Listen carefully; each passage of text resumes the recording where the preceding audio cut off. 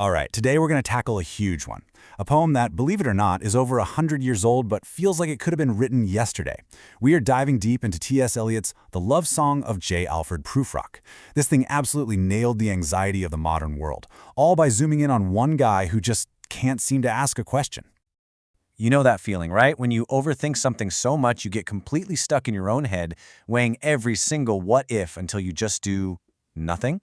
Well, that feeling, that total paralysis, that's the engine of this entire poem. So, our journey starts with a pretty weird invitation. We're not just reading words on a page. Eliot wants us to step right inside the anxious, scattered, and very modern mind of our narrator, J. Alfred Prufrock.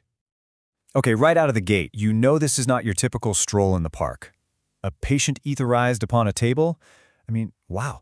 That image immediately gives you this feeling of numbness, paralysis, a world that's just completely inert and waiting for something terrible to happen.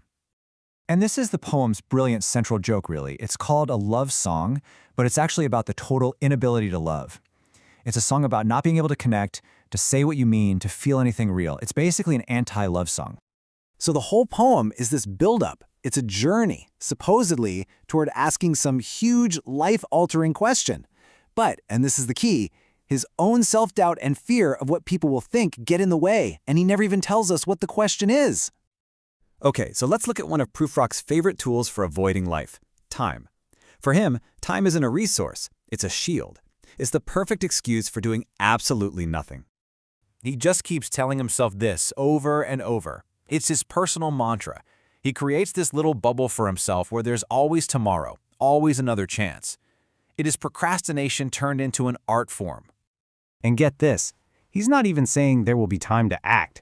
He's saying there will be time for more indecision. He actively wants more time to just waffle and worry and weigh the options until the moment is long gone. This line is so perfect. It shows you exactly what's going on in his head. It's this endless loop. He imagines doing something, then he revises it, then he imagines it a different way, then he revises that. It's all practice for a game he never, ever intends to play.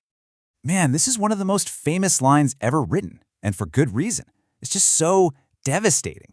His life isn't measured in big events or risks or relationships. It's measured in these tiny, meaningless, repeatable social rituals. It's a life of small doses. All right, let's get to the absolute core of Prufrock's problem, the real monster under the bed, his bone-deep terror of what other people think about him.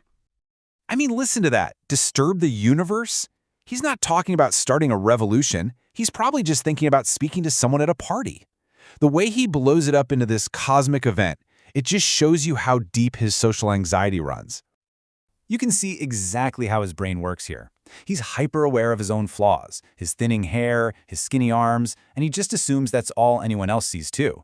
He's literally putting his own worst thoughts into their mouths. What a horrifying image, right?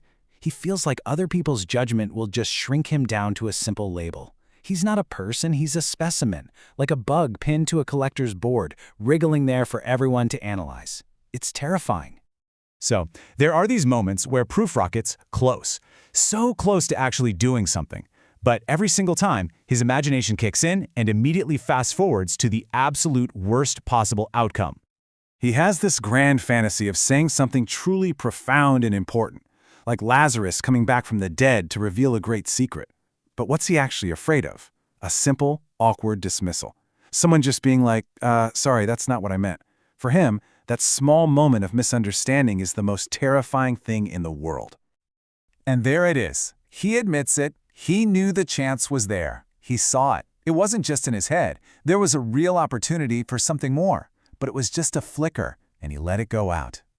After all the beautiful language, the complicated images, the philosophical excuses, it all comes down to this: 4 simple words. It's the most honest and human line in the whole poem. He was just afraid. So now we get to the final part of his mental gymnastics, the rationalization. Since he couldn't act, he has to find a way to live with it. And he does that by deciding he was never meant to be the main character anyway. He flat out says it. I'm not the tragic hero. I'm not Prince Hamlet, the most famous, indecisive guy in literature. Nope. I'm just a supporting character, a background player who's helpful, but, not that important. And then he lays out the job description for this minor role he's given himself. Look at these words: cautious, meticulous, deferential. It's all about being careful, playing it safe, not making waves. He tries to make it sound noble, but he can't help but add that last bit, almost, at times, the fool. He knows it's a bit ridiculous.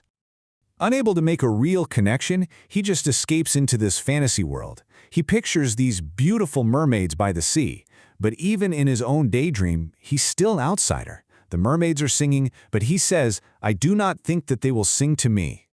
And the poem slams shut with this absolutely brutal final line. The only comfort he has is in this dream world, this fantasy. And the moment reality intrudes, the moment human voices break in with all their expectations and judgments, it's fatal. For Prufrock, waking up to the real world is the same as drowning. The reason this poem still hits so hard is because Prufrock feels so familiar. He's the ultimate symbol of modern anxiety, of being so self-aware that you can't move. And it leaves us with a pretty uncomfortable question, doesn't it? What overwhelming questions are we avoiding in our own lives? What great moments are we letting just flicker out? Because when it comes right down to it, we're afraid.